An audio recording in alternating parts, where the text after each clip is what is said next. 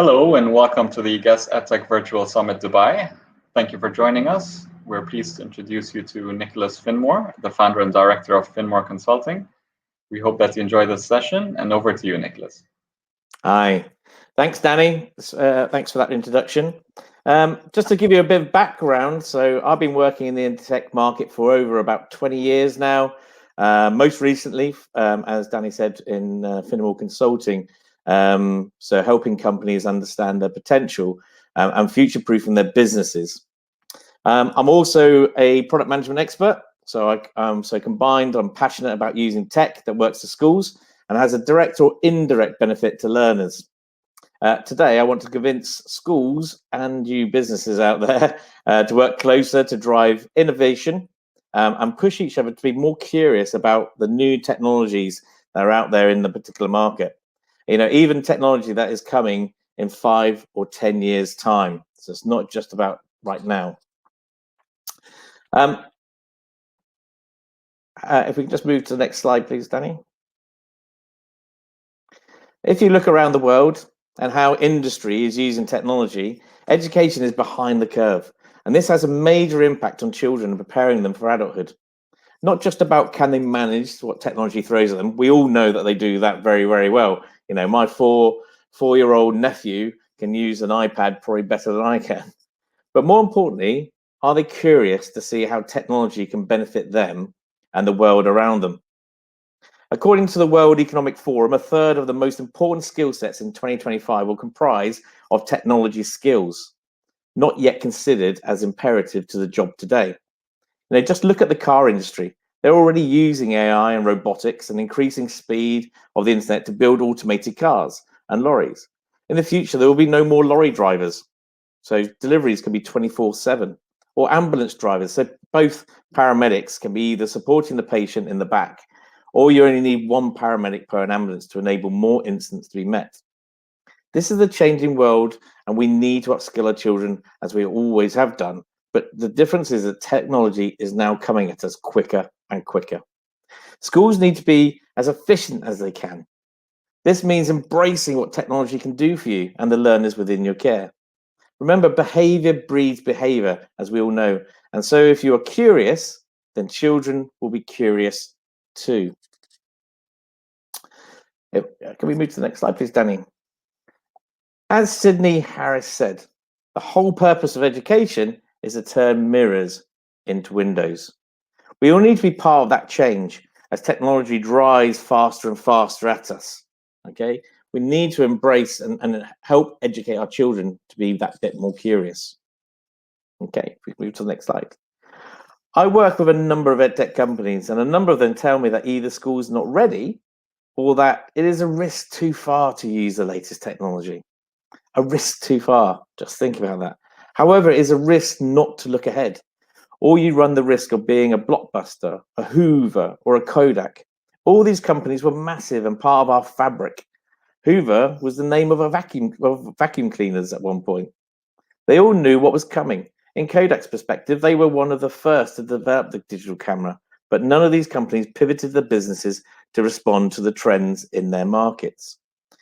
It shows no matter how big you are, how successful you are right now, you can quickly lose business by not being prepared to disrupt your own market and move to the latest and future trends. The difference is that technology and trends are heading towards you at a faster rate. These companies had a chance to pivot but decided not to. You may not have that luxury. Amazon, on the other hand, is an example of getting it right. They constantly are looking at trends from social, ecological, political, economical, and technology perspectives to ensure they remain relevant and drive their market. By being different, making it hard for people to catch up. How many of you used Amazon in the last week or even today? With COVID as a trend, which has come to us and impacted us quite heavily, more and more people are moving towards Amazon because it's just easier to get your goods from Amazon. They use technology to ensure that you, their customer, have the best experience of Amazon. They reduce all the barriers of using them for purchasing all goods. In America, they're using facial recognition in stores, so you don't need to go to a till. In the UK, they are offering on-the-day shopping for groceries. So what am I saying? Just don't be a blockbuster. Be an Amazon. Look ahead, and you can always be competitive and future-proof yourselves. This is the same for schools. You need to be curious and imaginative and push your suppliers. Think about what you need. What can technology provide to improve efficiency? What would make life easier and reduce those barriers for children getting the right education? Ask your students, how would they like best to learn? As Professor Stephen Heppel said, when looking at potential impacts of technology to support education, in the past, we had to work out if the technology could do what we wanted.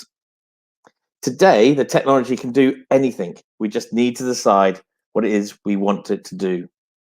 And it's really important to keep that in mind. I've listened to Stephen Heppel a number of times, and they used to have time to pilot their hypothesis on what technology can do to help education.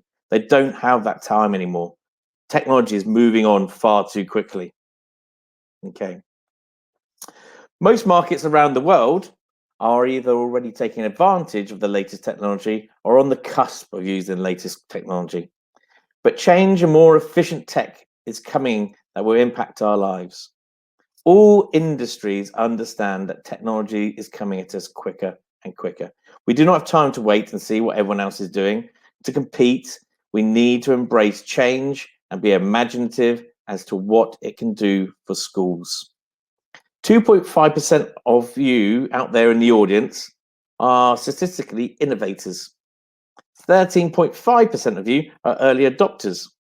So combined, you are the ones who want to move forward and take that competitive advantage of what the latest tech can do for you. You need to grab it with both hands. The rest of you will follow that 16%.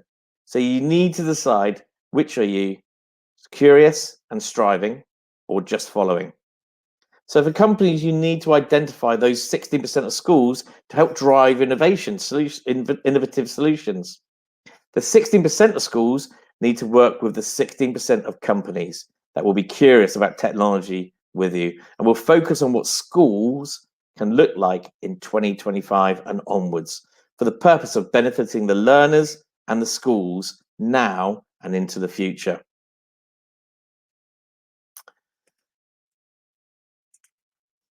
Imagine a new education. So Ken Robinson, who sadly died this year, said, "Curiosity is the engine of achievement. The only restriction we have is our own imaginations." Okay. If we can move on to the next slide, please. The future will be a lot different to now. Once we wake up, we'll be connected to the world. We're not far away from that now. We wake up and our device by the bed does a full medical with quantum computing and DNA processing. This isn't far away. The device also understands the state of mind, so advises you what to eat and drink, potentially a little yoga or meditation. You agree with the breakfast it suggests. It is ready for you while you're having a shower, which has already been set exactly at the right temperature for you as soon as you're about to walk in. You're fully connected in your house. But once you're dressed, the car is waiting outside to take you to school. No one drives anymore. Whilst in the car, you ask your connected devices as to your timetable and for the first class. What was the latest on the children's test results that were marked automatically? And anything you need to be aware of about the children in the first lesson. The device takes you through the top and bottom percentile, and at the same time talks you through the children where there is concerns due to a downward trend on their key performance indicators that you as a teacher have set. You talk to your device about the approach and the learning styles of the lesson plan and the adaptation for each child, and the device puts it together for you. It is ready on your presenting device for the lesson. In the lesson, the attendance is already taken, and any absentees are highlighted along with where they are. As you progress the lesson, you get notified of a student who based on their eye movement is struggling with the lesson. You send a message. You ask if the student would like you to slow down or if they need extra mentoring. All of this is not far away. Quantum computing is almost there. Microsoft are trying to work out how to manage the overheating. Automated cars. The children born now will never need to learn to drive. AI is here, in some cases being used, even in education. Machine learning is here. the ability to build a PowerPoint by just typing a few words. Microsoft are about to deliver data warehousing, with all the data from education in one central pool. The DfE in the UK have even tried to build one. You can see I pushed the picture of the future, but it actually is almost here. It just needs to come together as one, which we all need to push for, companies as well as schools. I appreciate in some cases, some companies in EdTech are using the latest technology for improvements of education for supporting teachers. Like Lexplore is a really innovative company that's based in Sweden who is working with Karolinska Institute in using real AI. And I say real AI as this word has been hijacked by marketeers. And so lots of companies suggest they're AI when potentially they're not.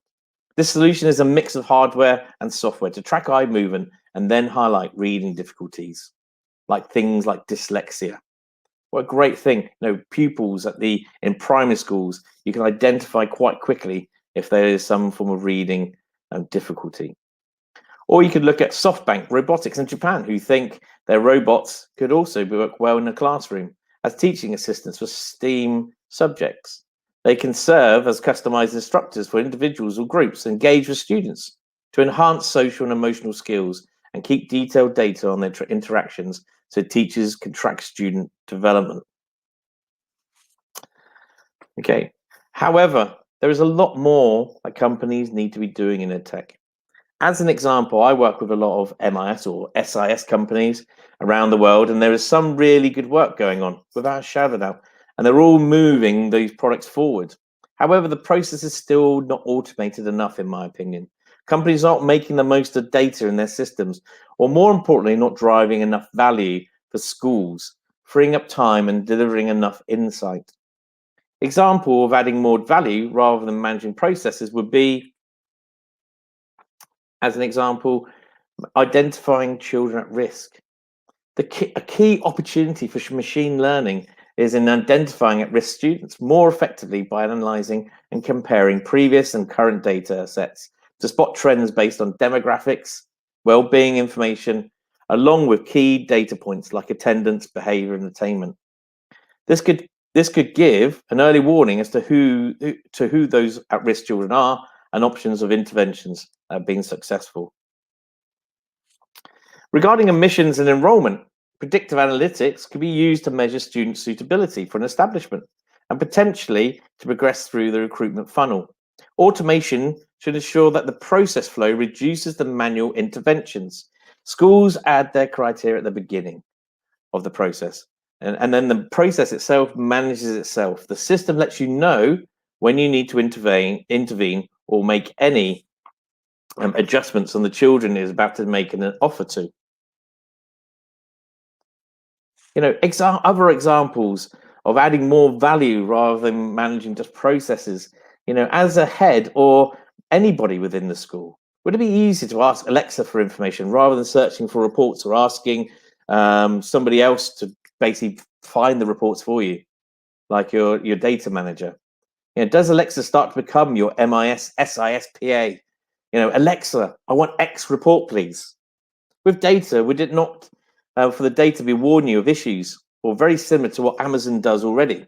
You have asked for this report or these children. Just to let you know, you may also want to look at this cohort of other children as well. Also, here are some interventions that have worked before.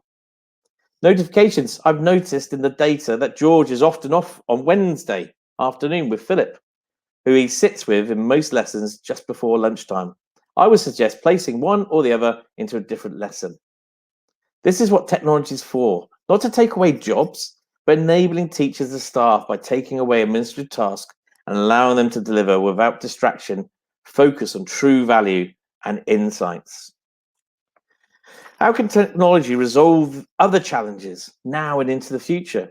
Blended learning is really important at the moment, especially with COVID. Technology has already supported schools delivering content and lessons online.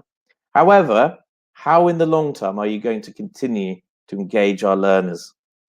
Diversity. How can data tackle unconscious bias through admissions to teaching and then on to exams? How do we support schools as as they strive for equality. Well-being, the mental health of students has been talked about for some time, and this blended learning environment will have an impact. How do we support those learners? Do we check their vitals via wearable devices? As you can see, there are a lot of challenges, and they can be solved by technology, and I appreciate the cost is a factor, but let's first look at what we can do and what suppliers can do for us and the schools themselves. As we strive, well, all I do is I strive is that for EdTech companies to become more curious and work with schools and learn about the needs of schools and how technology now and into the future can support these needs to add the most value and allow schools to focus on what they do best, educating pupils. What I want from schools is to be more curious and expect more from their suppliers and share these behaviors with their pupils. If we do, we all win. I'd like to thank everybody. I know I'm quite passionate about these subjects, and I'd like to thank everybody for watching. And I'm always happy to discuss more. I'm more than happy to explore on how technology now and in the future can benefit the school and the companies. So thank you very much. Thank you so much, Nicholas. That was great. If you have any questions pertaining to the session, you can connect with Nicholas through the networking system on the virtual event platform. We'd also love to hear from you, so feel free to share any thoughts or comments by sending us an email to marketing@guesteducation.com. We'll be on social media as well during the summit, so if you want to chat to us there, follow us on Twitter @guesteducation and use the hashtags #GuestEdtech and #GuestDubai. This is just one of many on-demand videos that you can watch at any time during the summit, as well as a full program of live keynote and panel sessions across both days. We hope that you enjoy the rest of the event. Thank you so much, and bye-bye for now. Thank you, Nicholas. Bye-bye.